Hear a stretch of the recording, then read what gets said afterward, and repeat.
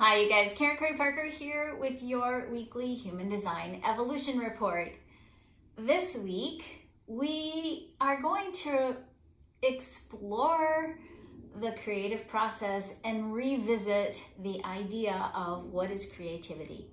We have a tendency to talk about creativity as being art or music or poetry, and we neglect to look at the innate creative capacity that each and every one of us carry and hold.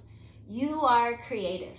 You are creating in your life right now. The world you are experiencing, your perceptions, those places where you have encounters and you respond to those encounters perhaps with deliberation and consciousness, or when you fail sometimes to respond to those stimuli with consciousness and intention.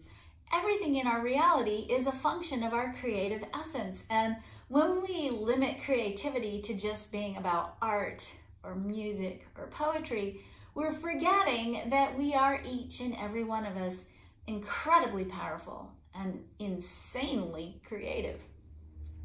Which brings me to the themes of this week. We have in the Human Design Year 4 creative quarters. Those 4 creative quarters each contain a theme that is supportive of our fulfilling our creative intentions for the arc of a journey around the sun, 365-ish days. So over the course of every calendar year, we have the opportunity to explore our intentions, to meet our goals, to create hopefully an expansion in our lives that brings us each year closer and closer to a more richer, more deep, more juicy fulfillment of who we really are. Each one of those quarters has a theme that supports this creative process, and contained with each one of those quarters is our repetitive themes that are kind of microcosmic, if you will, expressions of the macrocosmic annual cycle. So we have 4 quarters that sort of have repetitive themes within them. Those themes are being brought to you through the different archetypes, the 64 gates in Human Design, the 64 hexagrams in the I Ching. So we're looking at subtle differences in those archetypes over the course of the year, but thematically, there's some key parts of the creative process that repeat themselves over and over again in macrocosmic and microcosmic levels. So we talk a lot, and we have been talking a lot in the last few years about deliberate creation, right? The process of intending and manifesting. And we have a tendency to put our energy more on the manifesting piece, right? What are we going to manifest? That's only natural in a generator world and in a world that defines a lot of its value based on what you've done, what you've accomplished. So manifesting is kind of a measurement, right, of how good you are at deliberate creation. I want to invite us this week to explore what's necessary for us to put the deliberate back into deliberate creation and shift our focus a little bit. 1, because it feels better. 2, because it increases our capacity to create peace and a greater degree of alignment with what's really possible in the human story. And 3, because it actually will increase what you manifest. So let's talk about the 7 core steps, the 7 core essences that are necessary for you to create what you want in your life, and reflect on the fact that these 7 core themes kind of repeat themselves over the course of each of the Human Design quarters, and over the arc of the whole Human Design year, they sort of play out in a bigger level. So the first step in creating what you want is having an intention. Having a goal, a direction. The way I like to think of it is your intention is a story about who you are that maybe is bigger than where you are right now, but is a story that is juicy enough and passionate enough that it calls you forward to continue to grow into that story even when the going gets rough. The second thing that you need is alignment. You have to do a deep dive exploration when you look at your personal narrative, that intention, about how closely aligned are you by the meanings that you hold about those ideas or the beliefs that you have related to that intention. Meaning this, if you have an identity or a story or a narrative you're trying to live into, and you've got hiccups in your belief system about your ability to fulfill that story, it's going to make it hard for you to really bring that story about into form. The third thing we need is we've got to have faith, because it takes time in the earthly dimension to create whatever it is that we want. And we have to be able to have faith that it's unfolding, even if we don't have any evidence yet that it's coming about. We need to be able to continue to have the faith, the strength, the capacity to hold the template of what it is that we're creating, so that we can keep paying attention and aligning ourselves and moving ourselves forward. Which brings me to the fourth element that we need, and that fourth element is patience. We can't push divine timing. We can influence it by getting ready, by being ready, but we can't change divine timing. And so sometimes part of creating what we want means we've got to be patient and let it unfold in its right time.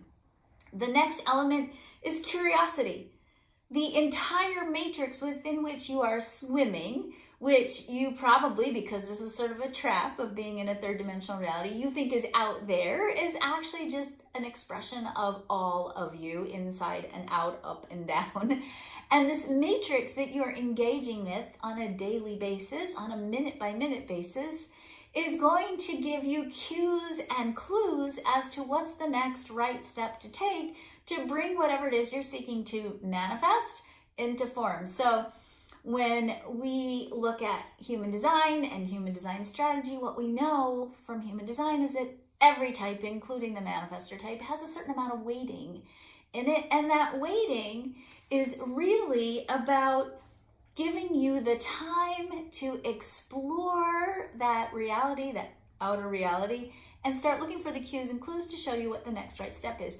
It precludes you having to figure out what to do next. It lets the cues and the clues reveal themselves, and so you can, with great curiosity, begin the exploration of what's showing up in response to your faith, your alignment, your intentions, everything we've just been talking about. The next thing that shows up, the next part of the creative process, is we respond. Not in the generator way, but in the human way. We look at what shows up, the cues and the clues, and then we take action based on what shows up. So we are constantly in this cosmic dance with this seemingly outer reality. It's not really the outer reality, but it seems like it is, right? We're in this constant dance, exploring through our own experience of this reality, what's the next piece that we want to create, the next step in our expansion, which leads us to, of course, the final step, which is expansion, which means once you get the cues and the clues and you start heading in the right direction and things start to show up, you can look at what's showing up and say, hey, yeah, I want some more of that, and start that creative process all over again by setting new intentions, new goals, new visions for what else is possible for your life. Or you can go, no, that wasn't what I wanted. And that expression, that experience too, of going, no, not so much of that, something different, is also leading you back to step one, setting new intentions, new directions. This week, the sun starts in the gate 40, the gate of resourcefulness.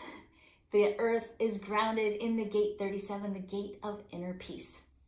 This brings into completion the channel of administration. So what happens with this channel is we are given the energy when the spirit is right, when the emotions are aligned, when we are fulfilled, meaning we have the resources available.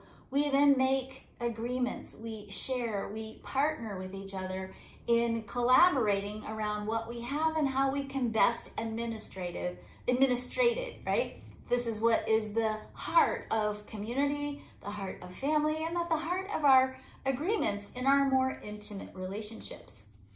The sun in the 40 says you need alone time. You need time to recalibrate, resource, reconnect with yourself, reconnect with your purpose, to replenish your energy bank, if you will, so that when your cup is full, you can go into these agreements with a full cup and then share with each other.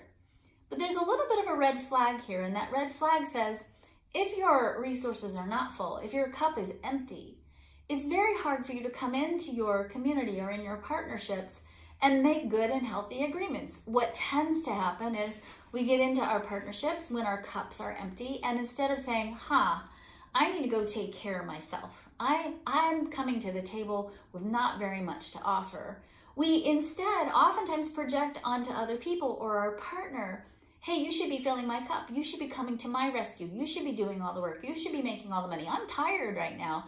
And then we create tension and even sometimes heartbreak in our relationships because we failed to really have good, clear communication about, hey, my cup is empty and I'm needing a little bit of support.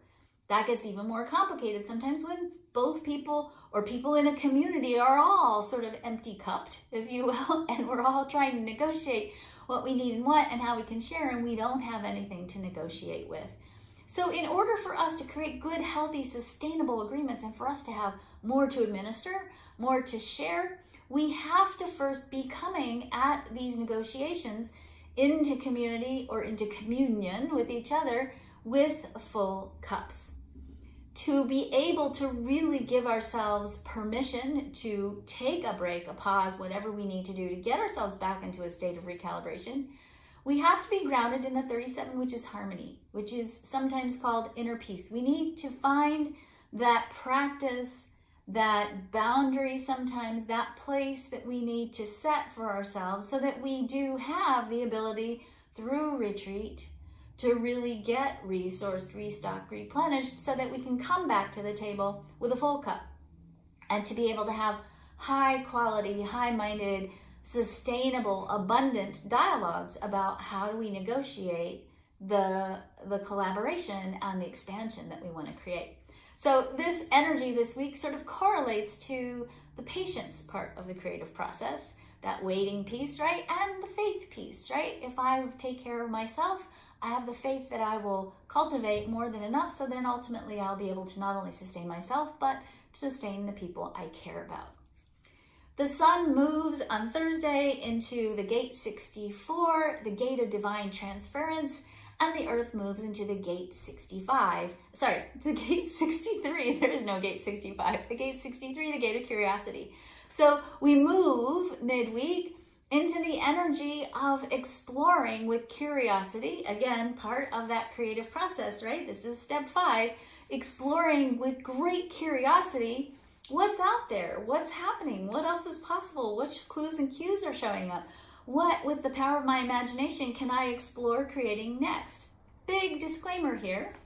This is an energy that is about being inspired, that is about receiving a transference of inspiration from the divine, about being curious about what's next, but it's not energy for figuring things out, but it can feel that way. So certainly by the end of the week, we've had our little pause and now we're like trying to figure out what do we do next? Don't figure it out.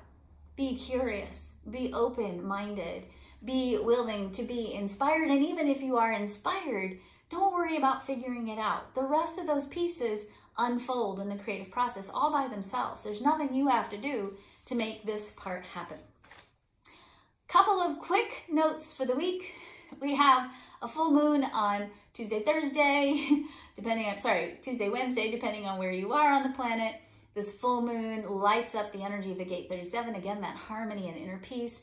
A big reminder for us to make sure that we're taking stock of anything we need to let go of, release, align, heal, etc., in order to create a deeper state of peace and alignment in our own personal lives.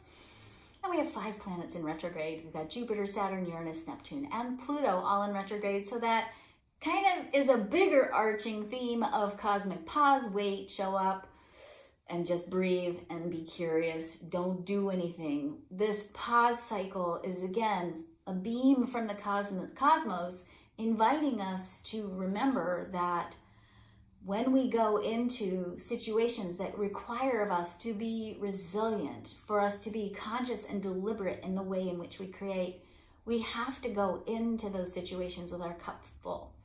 I don't want to be ominous and scary, but I'm going to say the cosmic weather for the rest of the year is pretty bumpy.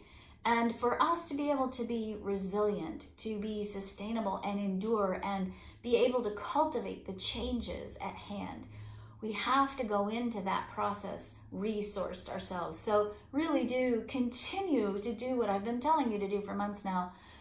stock up on your energy, stock up on your resourcefulness, stock up on your ability to be resilient by taking care of yourself and making sure you've got all the resources you need to be able to be sufficient, to be sustained, to be enduring during this cycle of transformation that we are still knee deep in until February of 2021. So have a good week. Take good care of yourselves.